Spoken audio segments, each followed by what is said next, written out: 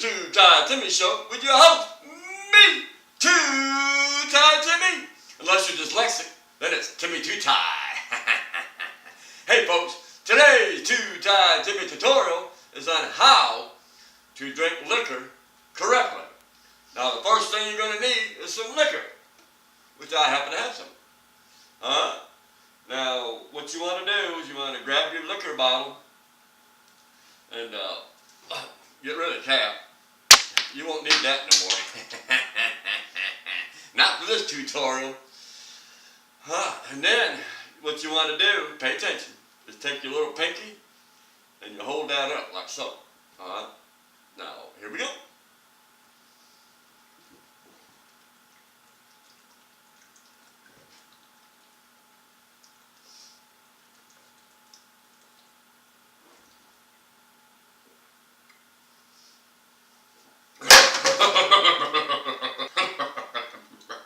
Wow!